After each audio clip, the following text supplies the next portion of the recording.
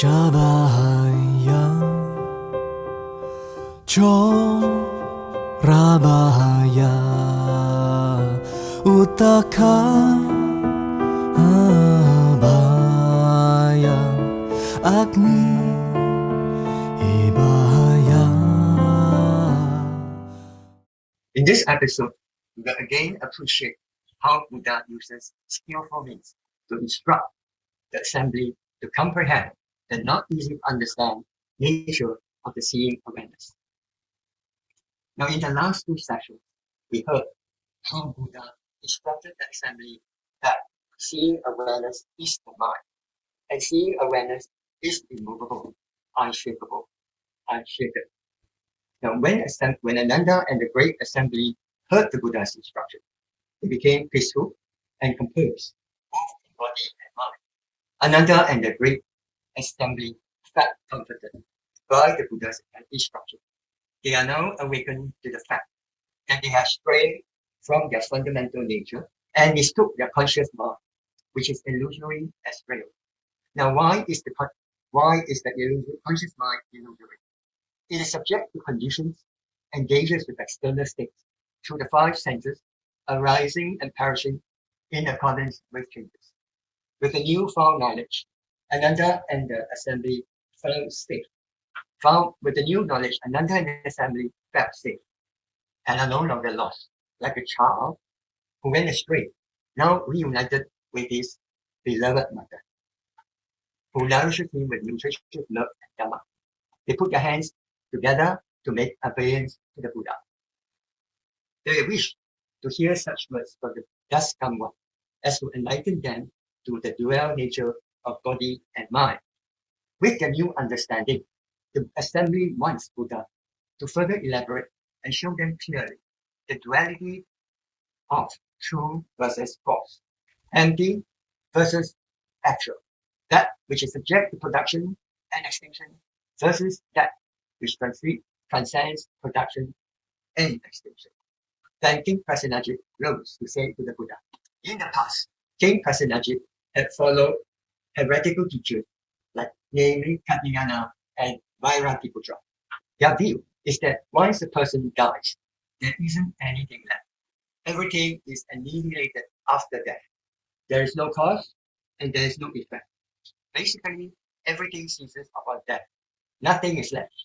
No awareness, no nature, and that is nirvana. That is what the king has done. Although he had heard the Buddha's teaching, he still had doubt that the mind is beyond birth and death. He requested the Buddha to further enlighten him on the correct doctrines of no production and no extinction, and how to perceive and realize the true mind. Now, King Prasenajit is not only asking for himself the instruction, but he is also asking on behalf of those of us who have upflows, that is, those who are still undergoing birth and death in the three ranks. How did the Buddha answer? The Buddha will ride on the dove raised by King Prasenajit and skillfully guide him and the assembly to understand that while the body will perish eventually, there is something within everyone that does not arise and perish and is everlasting. The Buddha said to the great king, now I ask you, as it is now, is your physical body like Vajra, indestructible and living forever, or does it change and go back? Well, under one, this body of mine will keep changing until it eventually becomes extinct. The Buddha said, great king, you have not yet become extinct. How do you know it will become extinct? Now, why does King Prasenajit think that his body will eventually perish? He had contemplated and made observations. He knows that this body is impermanent, subject to change, and it deteriorates with age. Now, he makes comparison to our thought pattern like waves in the ocean. New thoughts will arise, unceasingly to replace the current thought. Every thought which arises will perish just like a fire, ultimately turn is subject to action. With this observation, King Prasenajit is convinced that his body changes with every passing moment and will eventually perish upon his death. Great king, at your present age, you are already old and declining. How do your appearance and complexion compare to when you were a youth? The Buddha now requests King Prasenajit to compare his current appearance with that when he was young. The Buddha is engaging King Prasenajit in a purpose-driven line of questioning.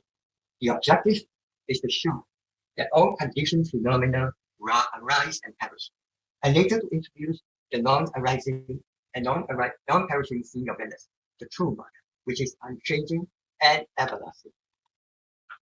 Word on the word. In the past, when I was young, my skin was moist and shining. When I reached the prime of my life, my blood and breath were true. But now, in my declining years, as I race into old age, my form is withered and wiser, and my spirit dark. My hair is wet, and my face is wrinkled, in wrinkles, and I haven't much time remaining. How can I compare to how I was when I was full of life? Now, King Prasenajit replied that when he was young, his skin glows and is supple. As he reaches his prime, he is healthy and full of vitality. Now that he is old, his skin is dry and dark, his face is wrinkled, his hair turns white, and he is not energetic. He does not have much time left to live. Therefore, now, he cannot be compared to the time when he was young. Great king, the Buddha said, great king, your appearance should not decline so suddenly. The king replied that his appearance has been gradually changing all the time, very slightly and subtly, and he did not notice that. However, with the changing of the seasons, year after year, the changes become more apparent and obvious. And now, he has become what he is now, a wicked old man. How did it happen? In my 20s, I was still young, but my features had aged. Since the time I was 10, my 30s were the further decline from my 20s. And now at 62, I look back on my 50s as hale and hearty.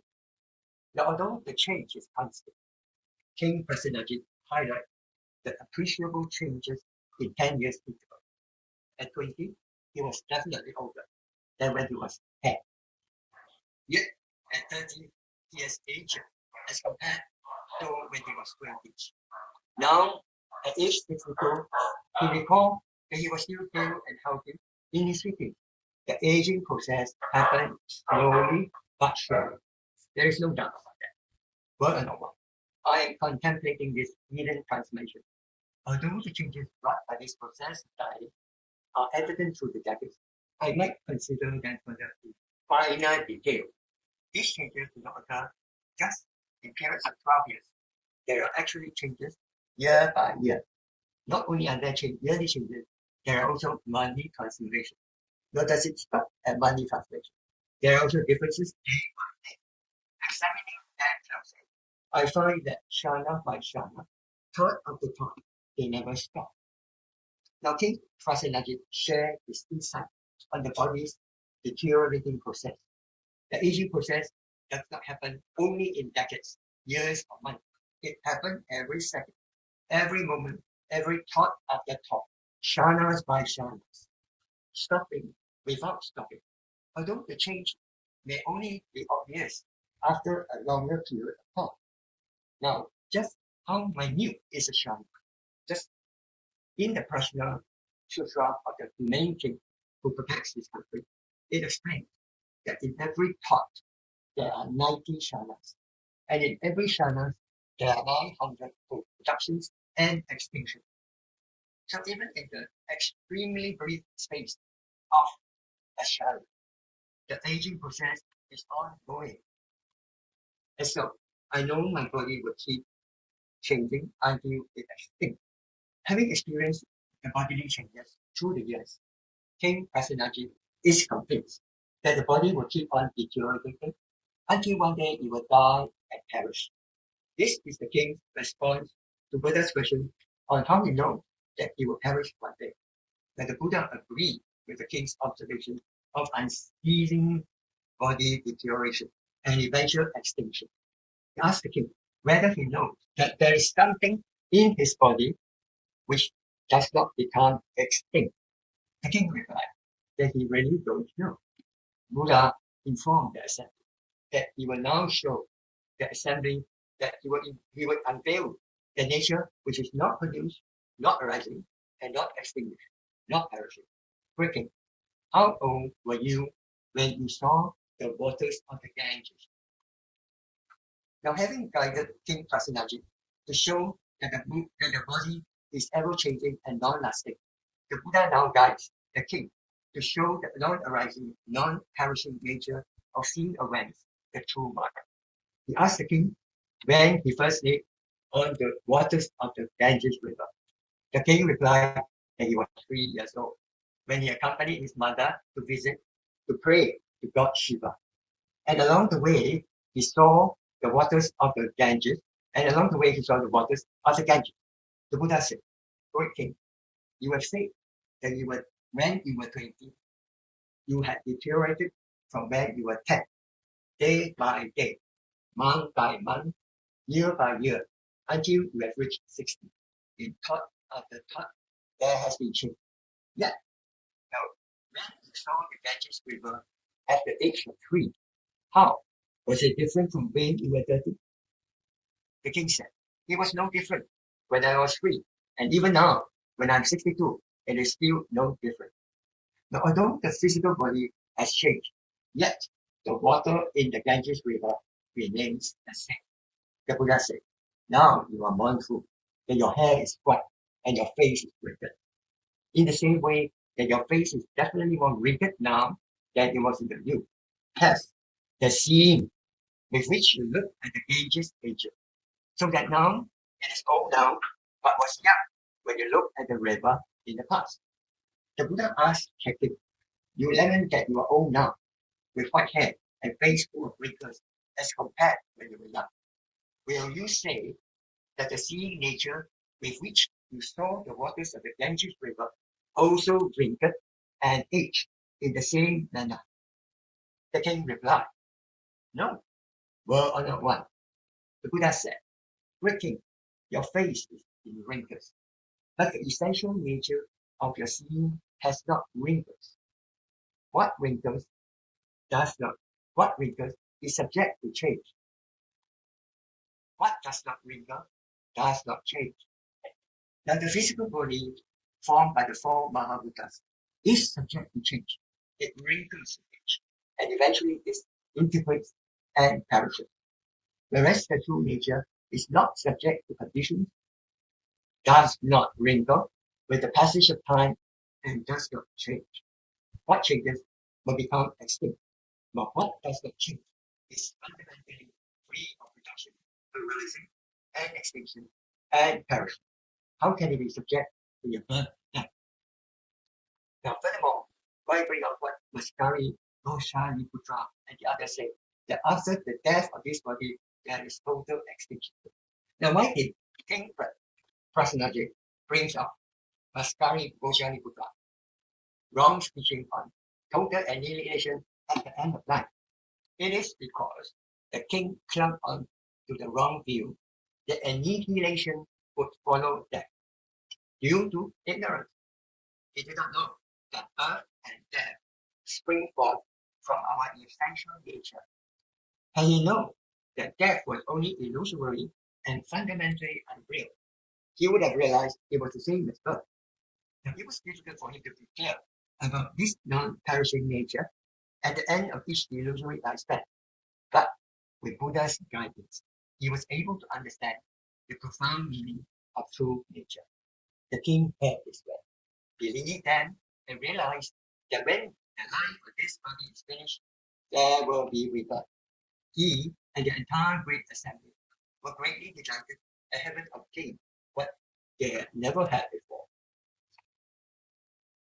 So in conclusion, seeing awareness does not perish nor arise. So today we're actually talking about impermanence, especially the physical, in the context of the physical body of ourselves. This topic was brought up by King Prasenajit. Prasenajit is in Sanskrit, in Pali will be Pasanadi, so different spelling, but they refer to the same person, the king of Koshala. So this question about the dying of the physical body, was asked by King Prasenajit to the Buddha. Asking about what? The king was afraid to die. Same as all of us here. I'm sure when we talk about dying, death, nobody would want to talk about this. And some may even, neglect or run away from the topic of discussing death or dying, especially Chinese. Okay, we are very pantang, in Malay, you call Chinese always pantang about this topic. But this is a compulsory milestone of everyone. Even though you don't want to talk about it, doesn't mean that you can escape from death. The same thing as to the king. He knew that one day he's going to die. What he was concerning was about what is the story after death. This is the king's question, and it's all of your question here. We know one day we are going to die, okay? Nobody can escape from death. But what is the story after death? This is the interest, the topic of interest, okay? So King Prasenajit was very afraid that after his death, his physical death, that's the end of the story. Full stop. No more story. Because he heard from the externalists, from Katyayana and Maskariko Shaliputra, they mentioned when one has died, and that's it. There's no more story after that. Just like what you call after dying, and you will become ashes. That's it. That's the reality. After physical death, everybody will eventually turn into ashes, and that's it. No more next life, no more rebirth. King Prasenajit, after he has heard such a teaching, he was quite nervous. Why? Because as you know, once you have become a king, you would like to prolong your enjoyment, correct? You would like to prolong your wealth, your whatever, your properties. So king would not want to die so fast. And as you can see from the history, and a lot of kings, they were searching for the long life medicine, like our Qin Shi Huang, the Chinese emperor. Why? Because they want to enjoy life. After that, they still want to enjoy life. So the king asked the Buddha, is it true when everyone, after their physical death, eventually that's the end of the story? Would you want to actually know the answer? King Prasenajit, you haven't died. How do you know you are going to die? Now this question is posing to you. You have not died yet. How do you know eventually you are going to die one day? How do you know that? Parents, they die. My grandparents die. So maybe my parents die. Then eventually I will in queue. And King Prasenajit answered in a very systematic way. He said, I was young.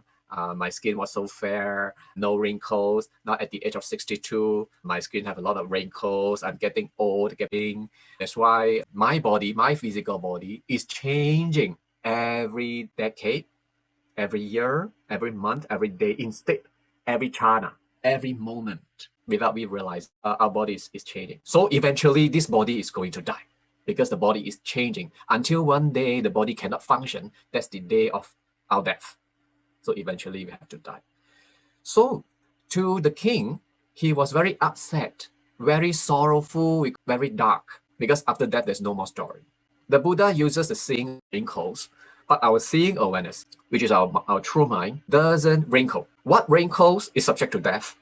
What doesn't wrinkle is not subject to death. Not only is not subject to death, but it's not subject to rebirth as well. How? The Buddha proves this point by asking King Prasenajit, at the age of 3, when Your Majesty, when you looked at the Ganges River, as compared to now you look at Ganges River, is there any difference?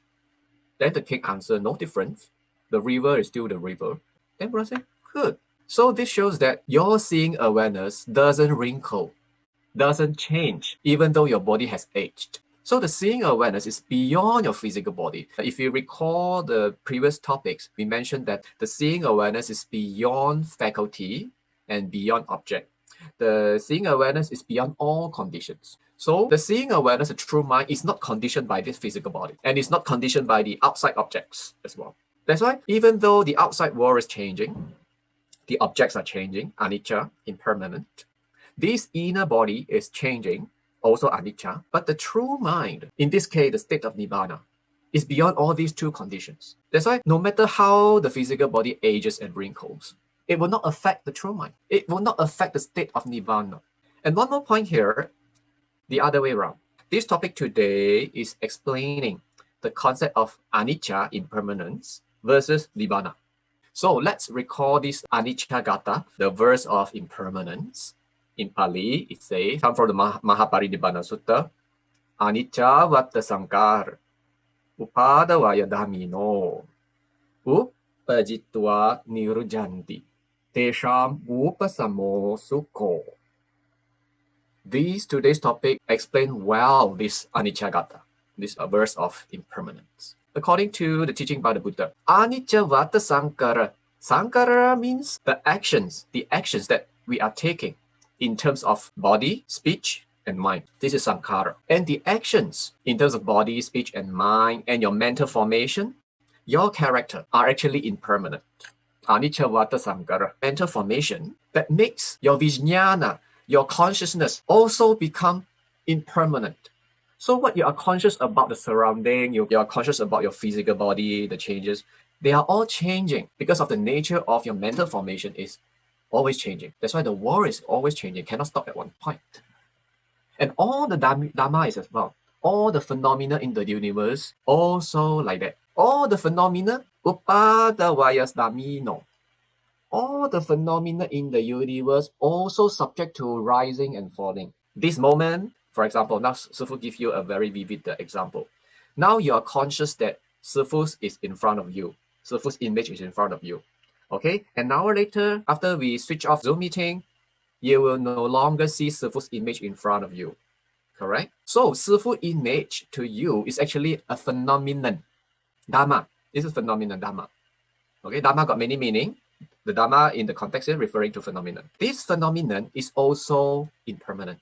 So the two first lines, anicca vata sankara upadavaya dhammino, means that not only subjectively your mental formation is impermanent, but the outside world, the phenomena outside, inside, they are all anicca. This moment arise, next moment no more. This moment Sifu is in this action, next moment Sifu another action. And your mind also keeps on changing, arising, perishing. And the sutra, they use the expression as production, as extinction. They are all referring to the same thing, okay? Means coming and going. Then what is true? What changes is illusory. Your mind, your mental formation, your character, your consciousness, your thinking, your perception, your feelings, emotions, and all the forms, they are illusory because their nature is. Then what is real? In the context of Shurangama, the seeing awareness is real. The true mind is real. And actually, Nibbana is real. But even though we say Nibbana is real, don't think that Nibbana is really real. Because when you think that Nibbana is really real, then your mind is not really real. Because there's still a concept there. This concept arises in your mind. So your mind is not the state of true mind yet. But out of no words, we have to explain it that way. Okay? So the third line, what is the truth? Upajitva nirujanti, when the arising has no more. Nirujanti, when the perishing has no more.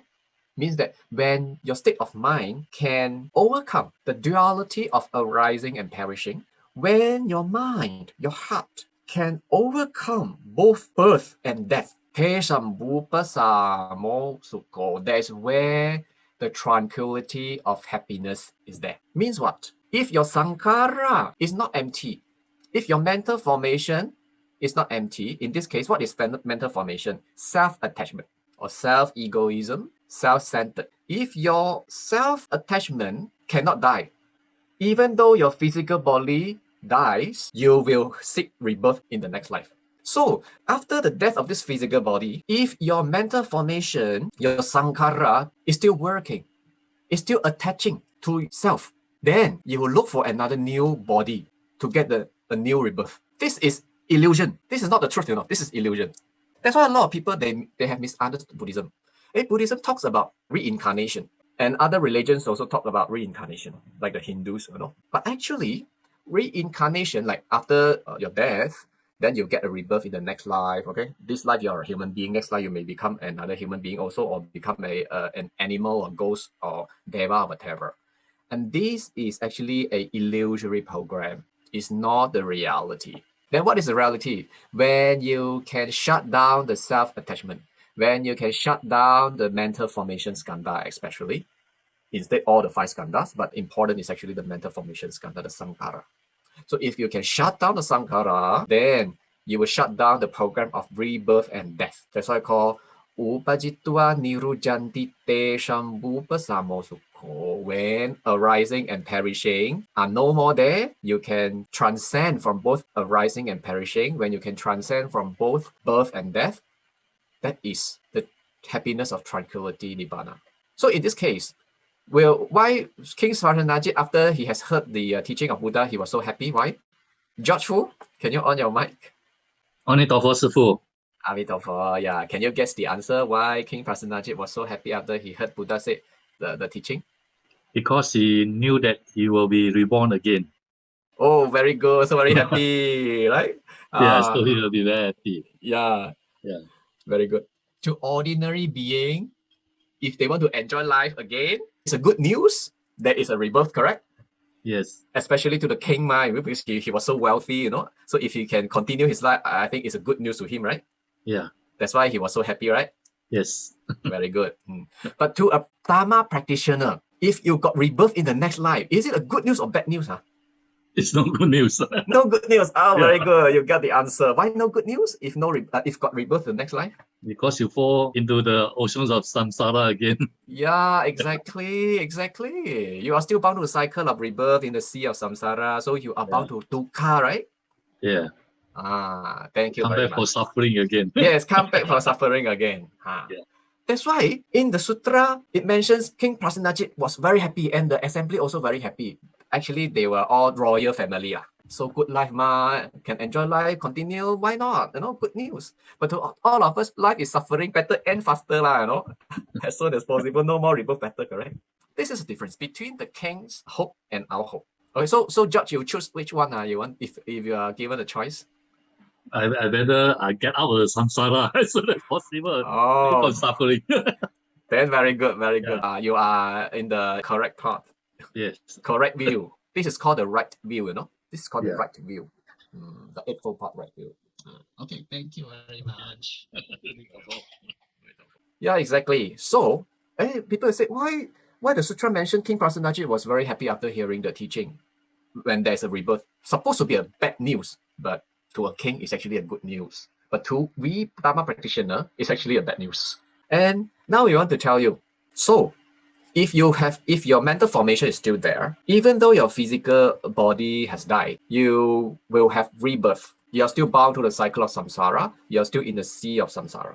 So how to get out of samsara? The Buddha says, if you can cultivate through the seeing awareness, because the seeing awareness got the characteristics of the true mind, is actually the state of nibbana, which is beyond death and rebirth. Because the true mind, the seeing awareness, will not be affected. You should remember the second topic. The true mind, the seeing awareness, cannot be shaken, cannot be influenced by, cannot be carried away, cannot be moved by all conditions. So even though your body wants to die, then your body dies lah. The true mind is beyond its influence.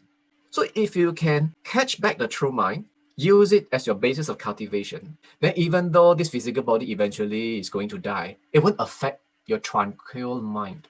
That's why the arahats, they died. Our Lord Buddha also died. Physical body died. Then what is the difference between we ordinary being and the sages, arahats and Buddha?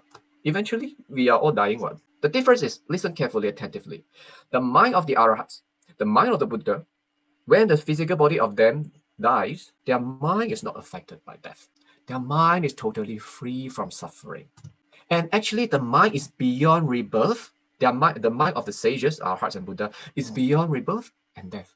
So when their lifespan has come, those assassinated by the externalities, and Venerable Shariputra also, he died, and Lord Buddha also died, physical body. But their mind is actually already long ago has been beyond death and rebirth. And just this physical body remaining in the world only. So when this physical body cannot function anymore, then die lah, never mind. Because the mind is already beyond death and rebirth. That is the difference. Why? Because they got the true mind. We are using our illusory mind. That's why we really die. And they are so suffering on the verge of death. Because our mind is changing, it's impermanent. But the mind of the sages is beyond impermanence as well as beyond permanence. It's beyond duality. Nothing can affect the true mind of the sages. And in Surangama, we call the true mind, and we can call like the nirvanic mind of the sages. When one has attained nirvana, their mind is like, how is their mind? It's beyond all conditions. Nothing can affect their mind, including death and rebirth. That is the sukha of it, happiness. That's why the Chinese say, 生灭灭已即灭现前. Now the kata, Nicha kata is saying that the Chinese verse. Okay, just now Sifu was reading it in Pali. Anicca vata sankara upada vaya dhamino upajitwa nirujanti tesham upasama sukho. In the Chinese is 诸行无常是生灭法，生灭灭已，即灭为乐。The point is 乐 sukho. Why are you learning the Dharma? We are all heading happiness, sukham. Okay, then the sukha is actually what is the definition of sukha? Sukha has to be beyond duality, beyond impermanence and permanence, beyond death and rebirth. If your mind can achieve such a state, then you are in a total sukham, total tranquility. That's why the Buddha said, Nibbana param sukham. Nibbana is the first class of happiness. Then what is nirvana? Nirvana in the Shurangama context will be the true mind, the seeing awareness, beyond all conditions, beyond the inner condition, the outer condition, and beyond all concepts as well. And also cannot like attach to emptiness. When you attach to emptiness also, your mind is attached to something that is also a condition. You have to beyond emptiness as well. So we hope you get some idea of today's topic so that you know what to head for in your incoming cultivation and what is the difference between an ordinary being versus a sage mind. What we are delivering here, they are all theories and they are all concepts. Oh, we understand what is true mind. True mind is beyond faculty, is beyond the condition of an object. It's not movable. It's not overmade away by any conditions. And the true mind is beyond death and rebirth. These are all concepts. Then what is cultivation? Cultivation is something like this. Now we are telling you the mango is very delicious. Wow, very sweet lah, very delicious lah, very charming lah. But you haven't eaten it. So what is cultivation? Cultivation, you really go into practical, practice it, and then you experience what is being taught in the Shurangama Sutra. Oh, why the seeing awareness is the true mind? Oh, now I can experience it. Why the true mind cannot be influenced by all conditions, cannot be moved by any emotions. Oh, now I experience it. This is called cultivation. And eventually, when your mind has transcended from death and rebirth, congratulations, you are an arhat, practically an arhat. So this is cultivation. So by how, and we have a lot of, actually we have a curriculum. So if you can follow through, then one day you have the chance to head for home. So next year plan for One Buddhism, I think around the Chinese New Year corner, will open up for pre-practice. 100-day pre-practice. So if you receive the notice, please grab the chance to join the pre-practice. The pre-practice is to cleanse your karmic obstacles, to condition the mind and all your body, speech, and mind so that you are more ready. You are more ready for the samadhi, your mindfulness practice. And then later on, after you have completed your 100-day pre-practice, those have completed one, then we'll enroll you for the samadhi program. Then if you can join the samadhi program, then you would cultivate all the samadhis that are required in order to taste the mango. You need samadhi. You need to develop your samadhi power. Then you really can feel it and experience it. Oh, how the mind is not influenced by all conditions. Oh, now I can have a taste of it. That is in your samadhi power. And not enough. Through samadhi, you need to develop wisdom. And only until you can develop your wisdom, this is called enlightenment. So, discipline, sila, first assignment. After sila, samadhi development. After samadhi, you develop your prajna, your wisdom. And this is called the non-linking studies. The first two, other religions also have. The third one, only Buddhism has. But without the first two, sila and samadhi, you cannot develop your wisdom, your prajna, because your mind is not calm enough to contemplate on the truth. Our mind are very agitated. Correct? Every day we think here, think there, and also many worries, so many things to think. Your mind cannot concentrate. When the mind cannot concentrate, how can you see the truth of the universe? How can you see your own problem? conditions. That's why what is enlightenment? Enlightenment means that you see your own problems and you know how to fix your own problems. And then you also see the problem outside, and also you can fix the problem outside and other people. Then you're called fully enlightenment. Samyak Sambodhi. The problem is, we got problem also we don't know. Why? Because your mind is so agitated. Your mind always carried away by something, by your physical body. Like, yeah, let's say now you are sick, or your mind is very troubled by your physical body. Then your mind is moved by the changes of the physical body. Okay, or the mind is carried away by your daughter. Your mind is shaken by your career. Now COVID-19, maybe you got no job, so you're very worried about your financial, problems. So the mind cannot settle. So if you can train the mind to be independent from all conditions, or now COVID-19, a lot of problems happening, they won't affect your mind. But this doesn't mean that you don't need to do anything. Physically, you still have to do things. You still have to work. You still have to contribute to your company, to your family, to your society, your country. But your mind is free. This is called liberation. That's why we call Avalokiteshvara. Very free. The mind is free if you can contemplate.